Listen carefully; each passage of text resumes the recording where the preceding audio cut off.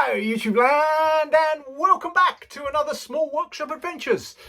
This is another woodworking and wellbeing shorts, little video. Creativity, we all have it.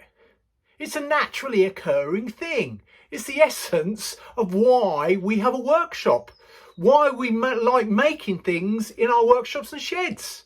I know that's for me, but how do we nurture it?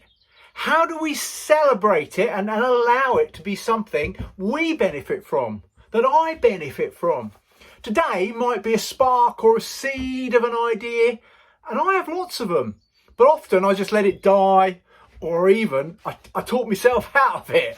Nah, that's rubbish. Is that a good idea? Not sure.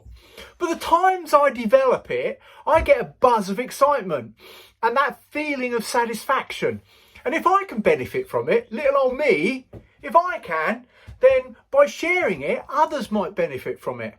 And mine and your creativity can turn into joy and satisfaction.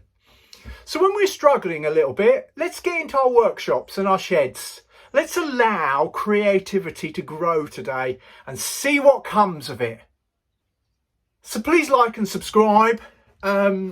Really appreciate it. This has been another woodworking and wellbeing video, and there's some more videos up there around the same subjects. Wellbeing is really important to me, and how people are, and just giving people the opportunity just to share how they're doing, because often that's when we struggle, because we don't have anyone to actually share with. And it's why I and you guys out there and girls, you come in to your workplaces, to your sheds, to improve your well-being. Why do we do anything in life? It's to improve our well-being, our quality of life. So woodworking and well-being, is it obvious? It is to me, and I hope it is to you. So take care, everybody. Please like and subscribe.